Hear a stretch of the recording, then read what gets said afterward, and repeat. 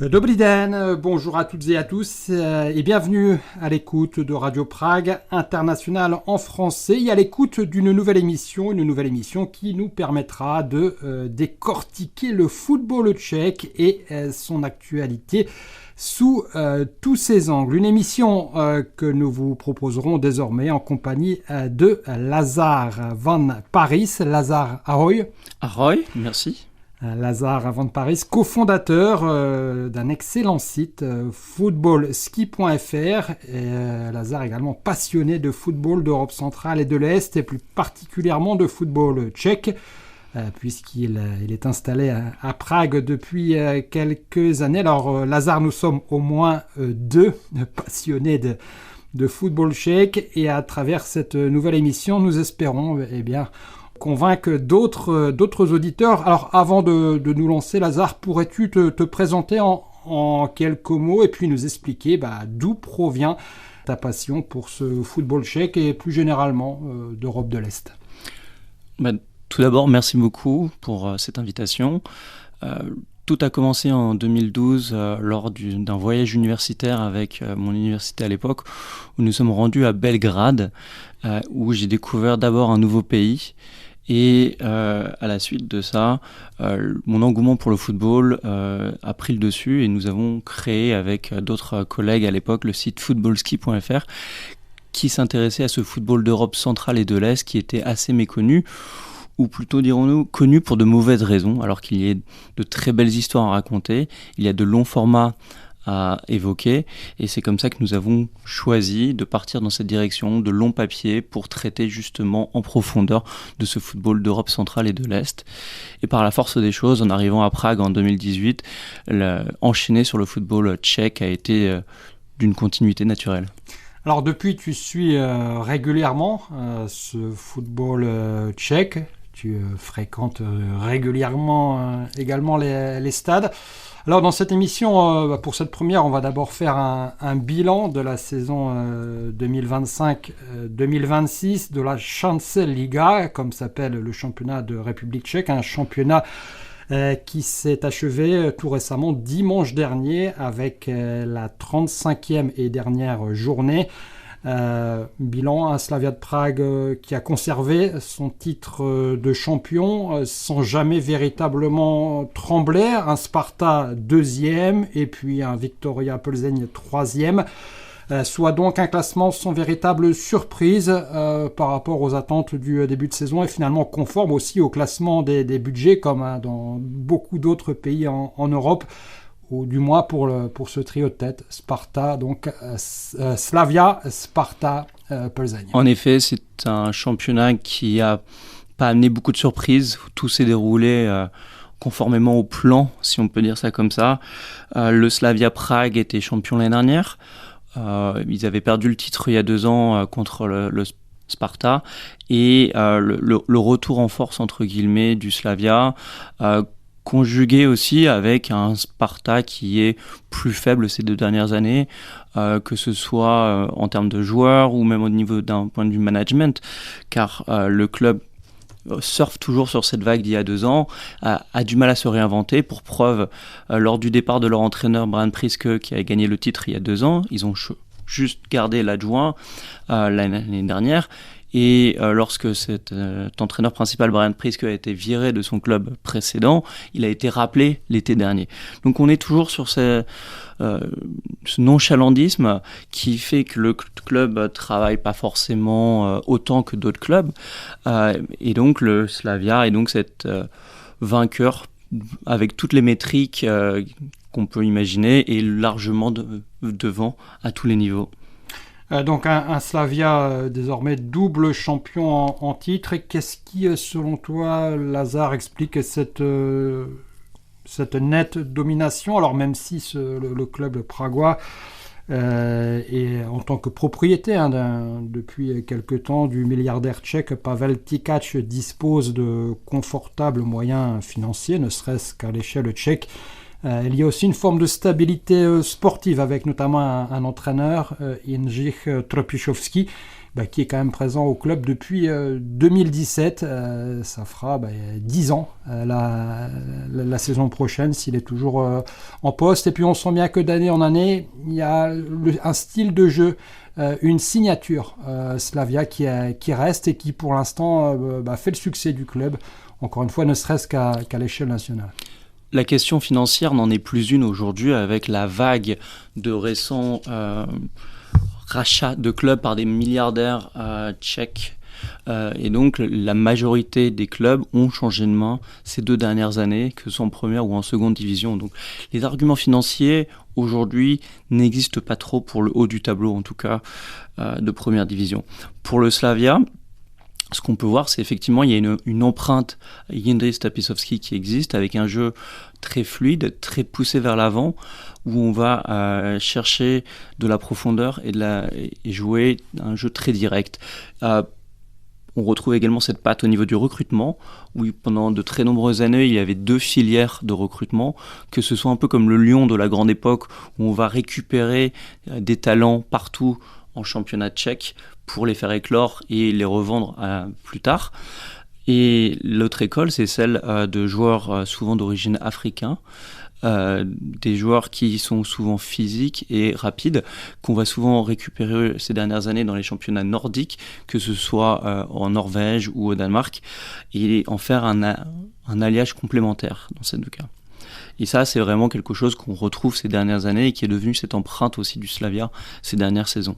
Oui, le meilleur exemple pour ce qui est de ces joueurs africains, c'est bien évidemment le latéral sénégalais Malick Diouf, qui la saison dernière avait quitté le Slavia pour rejoindre West Ham et la Première Ligue. Alors ça s'est pas trop bien passé pour lui cette saison, à côté de notamment du milieu défensif Tomáš Souček, puisqu'on le sait, West Ham est descendu en deuxième division. Tu as évoqué, Lazare, le style de jeu du Slavia.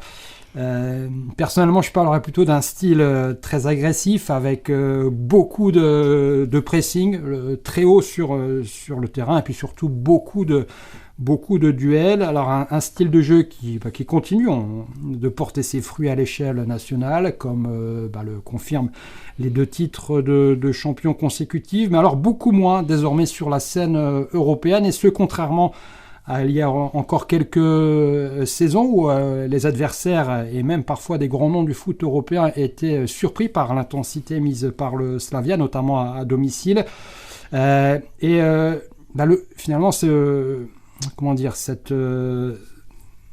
réalité a été confirmée sur la scène européenne cette saison, avec le parcours décevant des Pragois du Slavia en Ligue des Champions, puisqu'ils n'ont terminé la phase de Ligue qu'à la 34e place, et ce sans décrocher la moindre victoire. Donc c'est quand même un style de jeu qui est, je dirais, à ses limites. Et pour avoir assisté à tous les matchs de Ligue des Champions au stade cette saison, j'ai vraiment trouvé que le Slavia, autant il dominait le championnat tchèque, ça c'est indiscutable, autant face à des équipes européennes. Bon, après, c'est sûr qu'il y avait certains grands noms. Ce système, ce style de jeu montre ses limites. C'est peut-être les limites du recrutement et du management sportif du Slavia ces dernières années. C'est justement une équipe qui est peut-être trop construite pour le championnat tchèque et qui montre rapidement ses limites en Europe. Plus que le résultat européen, je pense qu'il a été décevant, ça a été la forme, la manière. On n'a jamais eu un Slavia qui a proposé quoi que ce soit d'intéressant. Ils ont voulu jouer leur jeu, très bien, mais leur jeu a jamais été en mesure d'attaquer ou de mettre en difficulté les nombreux adversaires qui sont venus en République tchèque cette année. Contrairement par exemple au Viktoria Pilsen, qui a fait une excellente qualification européenne et de très beaux matchs en Europa League. Pour ce qui est du Slavia, toi comme moi, on aime fréquenter les stades tchèques. Le Slavia est aussi un club réputé, et là par contre également à l'échelle européenne pour l'ambiance qui règne dans son stade d'Eden, notamment avec cette fameuse Tribuna Sever, ou Tribune Nord en français. Alors la fin de saison du Slavia et le titre de champion n'a qu'à été terni par le comportement des supporters de cette fameuse tribune qui, lors du derby décisif de Prague contre le Sparta, quelques minutes avant le coup de sifflet final, ont envahi le terrain. Alors c'était quelques centaines de supporters. Il y a eu quelques agressions de joueurs du Sparta, même si finalement il n'y a rien eu de très grave. Il y a eu des jets de fumigène dans le parcage, en direction du parcage des supporters du Sparta, qui ne sont pas des saints non plus, il faut bien le préciser. Toi, en tant que Français, c'est des scènes auxquelles on a aussi assisté en France. On l'a vu à Nantes lors de la dernière journée avec un match qui a été interrompu à cause des supporters ou des ultras de la tribune Loire. Nice-Metz aussi. Nice va jouer son match retour de barrage contre Saint-Etienne dans un stade à huis clos, également parce que en raison du comportement des supporters. On a vu aussi des scènes similaires, même en Écosse, avec les supporters du Celtic et encore ailleurs. Néanmoins, quel est ton regard par rapport à ces incidents au Slavia ? Premièrement, je pense que c'est des images qui sont quand même assez graves et qui sont assez incompréhensibles, alors que le club est à quelques secondes d'un nouveau titre et d'une célébration. Envahir le terrain de cette façon-là pour s'attaquer aux joueurs, c'est quand même dramatique. Pour ce qu'il en est du Slavia et de la question pragoise, je pense que ça soulève une certaine question sur la proximité du management du Slavia avec leurs ultras. Et l'indépendance des ultras par rapport à cette dernière. Ce qu'on peut également dire, c'est que ces dernières années, le Slavia a fait la promotion active des pyrographies, tout ce qui va être animation des tribunes réalisée par cette tribune ACVR. Ça fait partie, on va dire, de leur offre commerciale, entre guillemets, et c'est quelque chose qui est devenu très important pour vendre la marque Slavia. On ne peut pas faire un match à l'Eden aujourd'hui sans qu'il y ait un tifo, sans qu'il y ait des animations dans ces tribunes. Et c'est quelque chose qui est attendu et donc qui soulève aussi cette question du comment ils financent, comment ils gèrent et donc quelle est leur indépendance vis-à-vis du management. Et donc, est-ce que le management et le président de Verdi qui étaient au courant ? Oui, non. Et pourquoi la sécurité n'a pas demandé à intervenir ? Parce que, encore une fois, ici, c'est la sécurité qui demande à la police d'intervenir avant qu'il y ait des problèmes. Et là, on voit que la sécurité a trop tardé. Donc ça, c'est quand même dommage que ces images viennent ternir la fête du Slavia. Oui, parce que finalement, malgré ça, c'est vrai qu'il y a quand même une ambiance assez exceptionnelle au Slavia avec un petit stade. On parle beaucoup du projet d'agrandissement. Alors c'est compliqué parce que le stade du Slavia est situé en ville avec des différents immeubles habités, occupés autour. Néanmoins, c'est vrai que cette tribune nord et plus généralement tout le stade donne une ambiance exceptionnelle. Tu as l'occasion parfois d'aller au Slavia, c'est pas facile. Les matchs sont souvent disputés à guichet fermé. J'ai eu l'occasion d'y aller quelques fois ces dernières saisons. Effectivement, c'est un stade assez facile d'accès, comme tu dis, pas très loin du centre-ville, qu'on peut accéder assez facilement en tram. Et en plus de cet aspect sympathique, convivial, il y a quand même vraiment cette ambiance qui est mise par la tribune ACVR qui est vraiment exceptionnelle, il faut le reconnaître, et ça fait partie des raisons pour lesquelles les gens vont au stade. Il ne faut pas s'en cacher. On préfère tous aller dans un stade où il y a de l'ambiance, où il y a de l'animation, où il y a quelque chose qui se passe, plutôt qu'un stade mort. C'est pas possible. Et donc, il va falloir trouver un espèce d'équilibre entre trop et pas assez. Et ça fait partie, entre guillemets, du charme du football tchèque. On peut aller au Bohemians aussi, et à Vršovice, comme le Slavia, où il y a le derby de Vršovice. Alors on peut préciser que le stade de Bohemians, qui est en cours de rénovation, se situe à quelques centaines de mètres de celui du Slavia. C'est même pas un derby de Prague, c'est un derby de quartier. Exactement. Le quartier, effectivement, de Vršovice. Et donc là aussi, on a une ambiance qui est tout à fait exceptionnelle, bon enfant, gentille, ou de la même façon que si on va au Sparta, l'ambiance va être pesante, forte et impressionnante également. Peut-être plus centré autour de quelques individus et moins répartis à l'intérieur du stade. Mais là aussi, dans tous les cas, les stades de Prague en général offrent des expériences et des ambiances uniques. Alors un mot sur le Sparta, forcément on ne peut pas parler que du Slavia. Le Sparta, tu en as déjà touché un mot, et cette saison a effectivement été marquée par le retour sur le banc de l'entraîneur danois Brian Priske qui avait été viré du Feyenoord de Rotterdam la saison dernière. Alors un retour que l'on peut qualifier, que l'on doit qualifier de moins réussi par rapport aux 2 saisons qu'il avait passées précédemment à Prague avant son départ pour les Pays-Bas, puisqu'il avait permis au Sparta, Brian Priske, donc de remporter 2 titres de champion en 2023 et 2024. Alors on sait que c'est toujours compliqué de se remettre en couple avec son ex, et c'est un peu l'histoire du Sparta. Disons que les joueurs qui sont restés sont plus âgés, les joueurs qui sont partis n'ont pas forcément été remplacés par des joueurs du même calibre,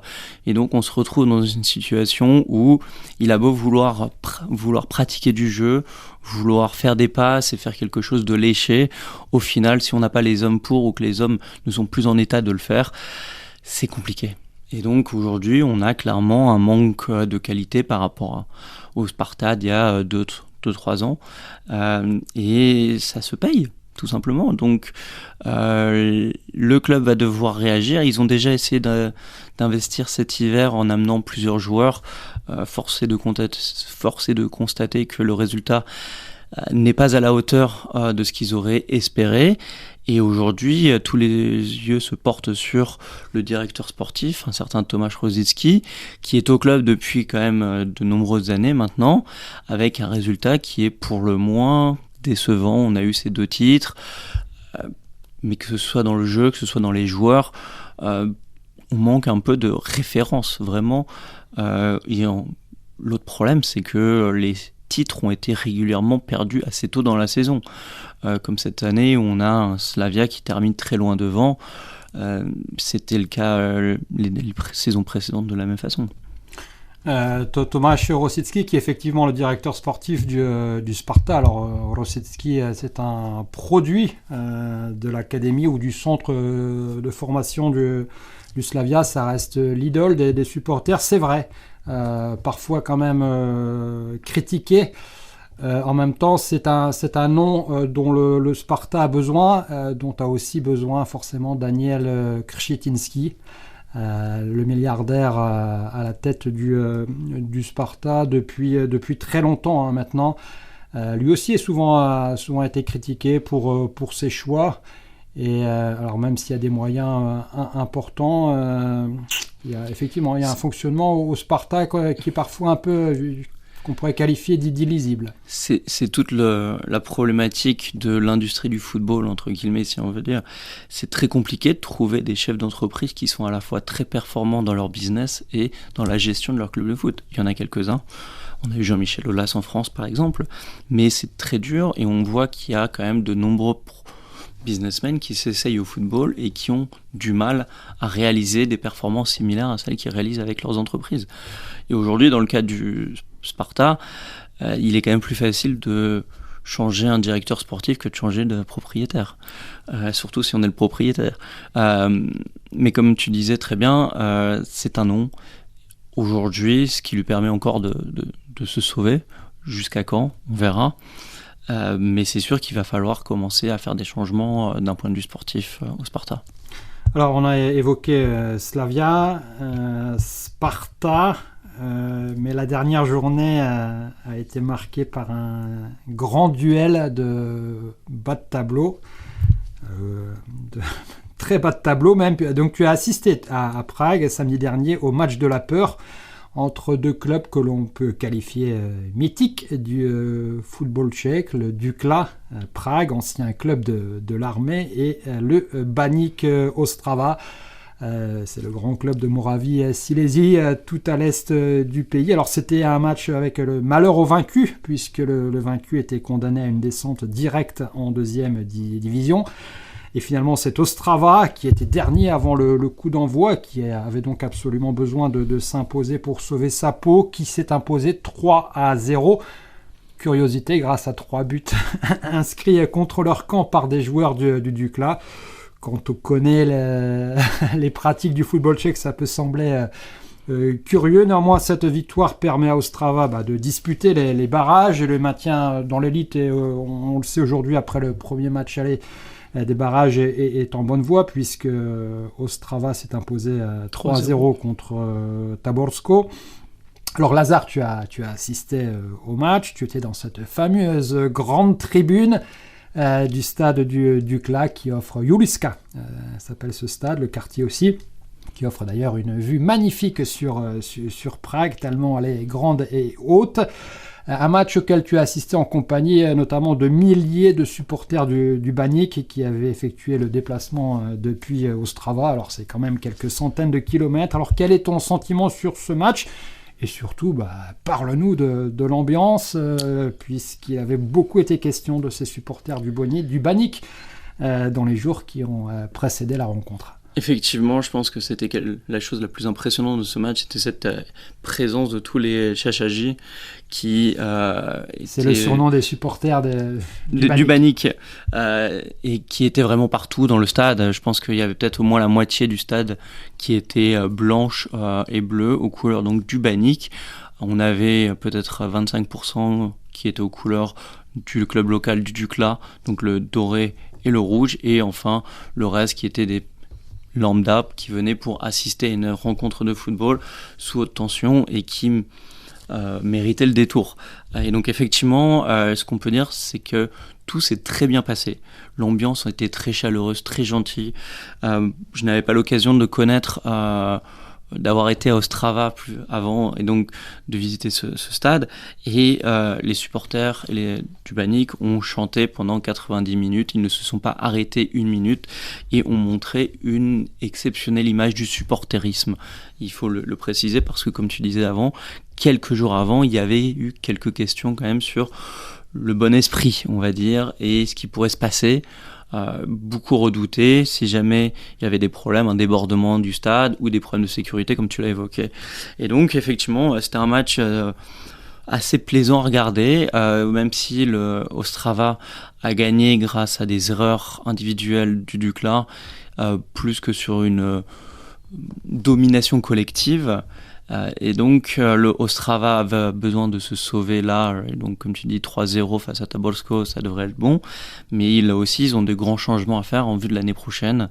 Ils ont eu 4 entraîneurs cette année, ils ont amené beaucoup de joueurs, ils ont beaucoup de grands noms, ils jouaient les qualifications européennes l'année dernière, et donc c'était peut-être une équipe qui n'était pas prête pour jouer la relégation, mais ils ont fait monter des jeunes du centre de formation, ce qui les a beaucoup aidés. Beaucoup de talents se sont révélés, mais maintenant il va falloir remonter une équipe pour la saison prochaine. Alors effectivement, Ostrava, c'est un grand nom du football tchèque, réputé pour la qualité de sa formation, avec des supporters qui sont parmi les meilleurs dans le... D'ailleurs, en termes de supporters, on avait la présence de Milan Baroš, l'ancien Lyonnais, dans les tribunes, qui lui aussi avait l'air très content. Sverkoš aussi, qui avait lui été passé par Sochaux, qui a été très content des performances de son club de cœur. Ah ouais, Milan Baroš, torse nu, il faut dire qu'il faisait chaud à Prague. Alors Ostrava, on l'a dit, grand nom du football tchèque, 3e la saison dernière et européen en début de saison, du moins, qui était qualifié qui a participé au tour préliminaire de la Ligue Europa. Alors finalement, barragiste pour le maintien en fin de saison. Le Baník Ostrava, c'est un peu l'OGC Nice du football tchèque, non ? Ouais, club historique, avec une base de supporters très importante, une identité très développée surtout. Forcément, du côté d'Ostrava, à côté de la frontière polonaise, on retrouve cette identité très forte. Ouais, le lien me semble probant. Bon, il nous reste plus beaucoup de temps déjà, ça passe vite. On aurait pu aussi parler d'autres temps forts de cette saison 2025-2026, des meilleurs joueurs ou révélations aussi. Il y en a quelques-unes, ce sera peut-être pour une autre fois, mais donc le championnat étant fini, on tourne la page. On va très vite passer à une autre actualité pour le football tchèque, et c'est bien évidemment la Coupe du Monde. La Coupe du Monde, à laquelle la représentace, ou la repre, comme disent les supporters tchèques, c'est-à-dire l'équipe nationale, participera pour la première fois depuis 20 ans. Bon, il y a 48 équipes, c'est quand même plus facile désormais. Mais la dernière fois, c'était en Allemagne en 2026, avec encore c'était la génération des Pavel Nedvěd, Petr Cech, Tomáš Rosický et autres, Milan Baroš, dont on vient de parler, dans les rangs de l'équipe nationale. Alors, c'est plus le même effectif désormais, n'empêche. Enfin, la République tchèque va participer à une phase finale de Coupe du Monde. Et puis, il y a quand même un bel effectif aujourd'hui, mine de rien, entre des Schick, entre des Schulz, des Toufal, Souček et Ornicek en termes de gardiens. Il y a quand même une colonne vertébrale qui est très présente, qui est très solide, et qui, si elle arrive à s'entendre et jouer avec les joueurs un peu sur les ailes, on peut imaginer et espérer de choses à peu près intéressantes. Oui, on peut imaginer. Ceci dit, quand on a vu les barrages, alors la chance pour la République tchèque a été que ces 2 matchs de barrage se disputent à Prague. D'abord contre l'Irlande, qualification au tir au but. Le Danemark était, à mon humble avis, nettement supérieur aux Tchèques, qui ont été bien organisés. C'est souvent leur point fort, la tactique et l'état d'esprit, l'organisation collective, mais enfin qualification aussi il fallait se qualifier.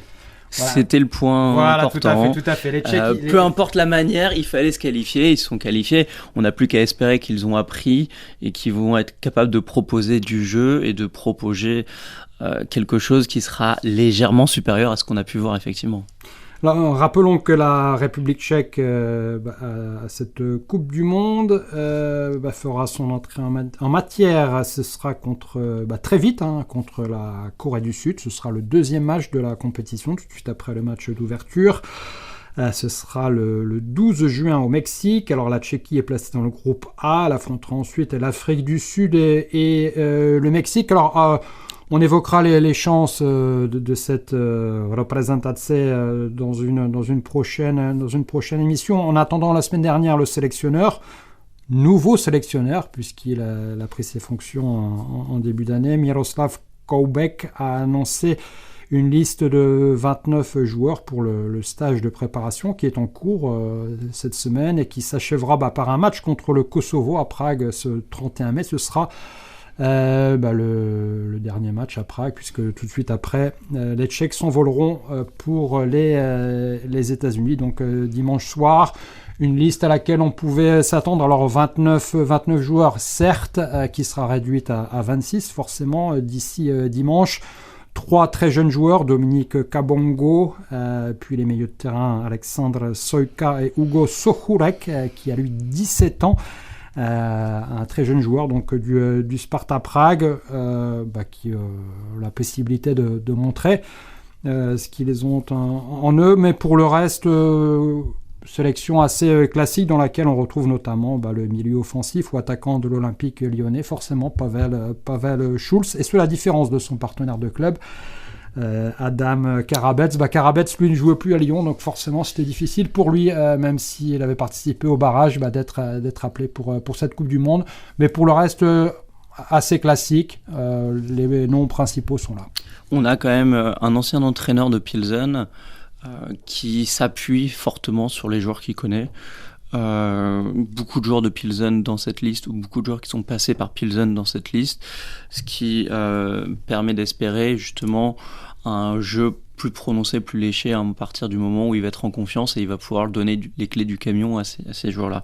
Et par rapport à ces joueurs-là, ce que tu viens d'évoquer, effectivement, Karabets n'est pas là, tout comme Anthony Kinski, le gardien de Tottenham, qui préfère ne pas aller à la Coupe du Monde pour soigner une blessure. Donc on imagine que le poste de numéro 1 ne lui a été attribué par les équipes de gardiens et donc il préfère faire l'impasse, tout comme Vaclav Černý qui joue à Beşiktaş, qui lui aussi n'est pas dans cette liste-là. On pourra noter quand même le retour de Adam Lojek, l'ancien grand prodige du football tchèque qui joue aujourd'hui à Hoffenheim et qui revient de blessure, même si ses performances en équipe nationale ont été assez décriées. d'une façon générale. Et de la même façon, on a le grand retour aussi de Jan Kuchta, l'attaquant du Sparta Prague qui revient après sa dernière sélection était en septembre, si je me rappelle bien. Ouais, ça remonte à quelques temps. Alors effectivement, Adam Orlojek qui effectuait son retour à la compétition en Bundesliga après une longue absence en raison d'une blessure. Orlojek, c'est un peu l'éternel espoir du football tchèque qui a malheureusement, en raison de blessures, mais aussi de performances, ou alors peut-être tout simplement on s'est trompé sur son compte qui a du mal à confirmer. Et donc pour le reste, voilà, du défenseur, nouveau capitaine, Ladislav Krejci, à l'attaquant Patrick Schick, en passant bien évidemment par le milieu défensif et ancien capitaine Tomáš Souček. Tous les meilleurs joueurs tchèques sont là. Lazare, on parlera de plus en détail de cette sélection des chances tchèques à ce mondial en Amérique dans la prochaine émission. En attendant, merci beaucoup pour ta participation et puis on te retrouvera de nouveau très bientôt pour parler, on l'espère, de ce football tchèque. Merci pour l'invitation, à bientôt. Voilà, merci encore Lazare. C'est donc la fin pour cette fois de cette nouvelle émission foot de Radio Prague International. Merci de votre attention et à très bientôt de nouveau avec le foot, le sport et toute l'actualité tchèque dans vos oreilles. Naslyšenou, ahoj.